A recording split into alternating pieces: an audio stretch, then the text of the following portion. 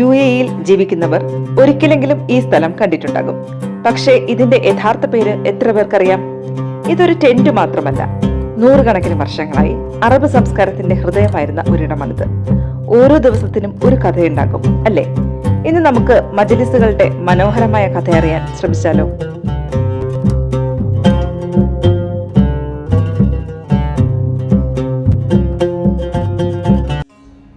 100 വർഷങ്ങൾക്ക് മുൻപ് അറബിയയിലെ വിശാലമായ മരുഭൂമിയിൽ ഒരു ബെഡോയിൻ കുടുംബം താമസിച്ചിരുന്നു. മരുഭൂമിയിലെ ജീവിതം അത്ര എളുപ്പമായിരുന്നില്ല. ചൂടേറിയ പകലുകളും തണുത്ത രാത്രികളും നിറഞ്ഞ ആ ജീവിതത്തിൽ അവർ പ്രകൃതിയോട് ഇണങ്ങി ജീവിക്കുവാൻ തീരുമാനിച്ചു. അതിഥികളെ സ്വീകരിക്കുവാനും കുടുംബാംഗങ്ങളും ഗോത്രത്തിലെ ആളുകളുമായി ഒരുമിച്ചിരിക്കുവാനുമായി ഒരു പ്രത്യേക ഇടം വേണമെന്ന് അവർ തീരുമാനിച്ചു. അങ്ങനെ അവർ ഒരുക്കിയ ഇരിപ്പിടങ്ങളാണ് മജ്‌ലിസുകൾ.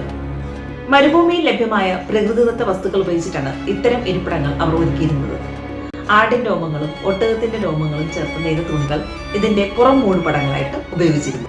മരുഭൂമിയിലെ ചൂടിനെ മനസ്സിലാക്കി കാറ്റ് സ്വാഭാവികമായിട്ട് കടന്നു പോകുന്ന രീതിയിലാണ് ഇത്തരം ഇരിപ്പിടങ്ങൾ അവർ സജ്ജമാക്കിയിരുന്നത്. അങ്ങനെ തുറസായ രൂപകൽപ്പനയും തണുത്ത അറ്റ്മോസ്ഫിയറും മജ്‌ലിസിനെ കൂടുതൽ സുഖപ്രദമാക്കി. പക്ഷേ മജ്‌ലിസിന്റെ യഥാർത്ഥ മനോഹാരിത അതിന്റെ നിർമ്മാണത്തിൽ മാത്രമല്ലായിരുന്നു, അവിടെ നടന്നിരുന്ന മനുഷ്യബന്ധങ്ങളിലായിരുന്നു. ഒരു അതിഥി മജ്‌ലിസിലെത്തുമ്പോൾ ആദ്യം ലഭിക്കുന്നത് സ്നേഹപൂർവമായ ഒരു സ്വീകരണമായിരുന്നു.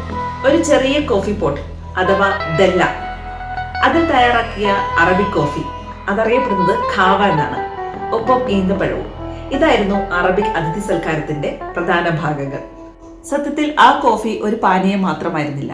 നിങ്ങൾ ഞങ്ങളുടെ അതിഥിയാണ്, നിങ്ങളെ ഞങ്ങൾ സ്വാഗതം ചെയ്യുന്നു എന്നൊരു സ്നേഹത്തിന്റെ അടയാളം കൂടിയായിരുന്നു. അങ്ങനെ മജ്‌ലിസിൽ ആളുകൾ കോഫി കുടിച്ചുകൊണ്ട് സംസാരിക്കും, അവരുടെ യാത്രകളുടെ അനുഭവങ്ങൾ പങ്കുവയ്ക്കും, ജീവിതാനുഭവങ്ങൾ കൈമാറും. അങ്ങനെ ചെറിയ കോഫി കപ്പിലൂടെ വലിയ ബന്ധങ്ങളും വളരാൻ തുടങ്ങി. കാലം മാറി.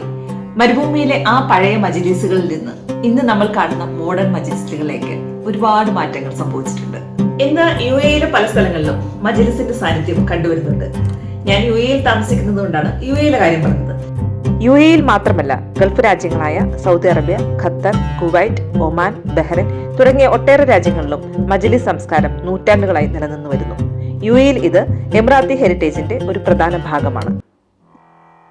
ട്രഡീഷണൽ റെസ്റ്റോറൻറ്റ്സിലും ഡെസേർട്ട് സഫാരി ഏരിയകളിലും കൾച്ചറൽ സ്പേസുകളിലും സ്കൂളുകളിലുമൊക്കെ മജ്‌ലിസിന്റെ മനോഹരമായിട്ടുള്ള റീക്രിയേറ്റഡ് ഫോംസ് ഒരുക്കിയിട്ടുണ്ട്. കാർപ്പറ്റ്സ്, കുഷൻസ്, അറബിക് കോഫി, ഡെക്കറേഷൻസ് എന്നിവയിലൂടെ പഴയ അറബ് ജീവിത ശൈലി പുതിയ തലമുറയ്ക്ക് പകർന്നു നൽകുക എന്നാണ് ഇതിന്റെ പ്രധാന ലക്ഷ്യം. അങ്ങനെ നോക്കുമ്പോൾ മജ്‌ലിസുകൾ ഒരു പഴയ കാലത്തിന്റെ ഓർമ്മ മാത്രമല്ല, ഇന്നും ജീവിക്കുന്ന ഒരു പുതിയകാല സംസ്കാരത്തിന്റെ ഭാഗം കൂടിയാണ്. ഒരു ചെറിയ ഇടം എങ്ങനെ ഒരു ജനതയുടെ സംസ്കാരവും ജീവിത രീതികളും മനുഷ്യബന്ധങ്ങളും സൂക്ഷിച്ചു വെക്കുന്നു എന്നതിന്റെ ഉത്തമ ഉദാഹരണങ്ങളാണ് മജ്‌ലിസുകൾ.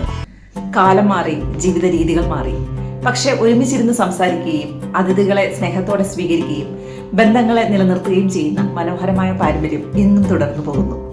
ഒരു വീടിന്റെ ഭംഗി അതിന്റെ വലിപ്പത്തിലോ അലങ്കാരത്തിലോ ഒന്നുമല്ല, അവിടെ പങ്കുവയ്ക്കുന്ന സ്നേഹത്തിലും സംഭാഷണത്തിലും ഓർമ്മകളിലുമാണ്. അതുകൊണ്ടാണ് മജ്‌ലിസുകൾ വെറും ഒരു ഇരിപ്പിടമല്ലെന്ന് പറയുന്നത്. It's A symbol of culture, hospitality and togetherness. ഇതാണ് മജ്‌ലിസിന്റെ പിന്നിലെ മനോഹരമായ കഥ. ഇതുപോലെ നമ്മുടെ ചുറ്റുമുള്ള സാധാരണ കാഴ്ചകളുടെ പിന്നിലെ അസാധാരണ കഥകൾ മനസ്സിലാക്കണമെങ്കിൽ സ്റ്റോറീസ് വിത്ത് രാജി ചാനൽ സബ്സ്ക്രൈബ് ചെയ്യാൻ മറക്കരുത്. ഇതുപോലെയുള്ള മജ്‌ലിസുകൾ നിങ്ങൾ വിസിറ്റ് ചെയ്തിട്ടുണ്ടെങ്കിൽ കമന്റ് ബോക്സിൽ ഷെയർ ചെയ്യണം കേട്ടോ. അപ്പോൾ ശരി, നമുക്ക് മറ്റൊരു കഥയുമായിട്ട് വീണ്ടും കണ്ടുമുട്ടാം. അതുവരേക്കും ബൈ.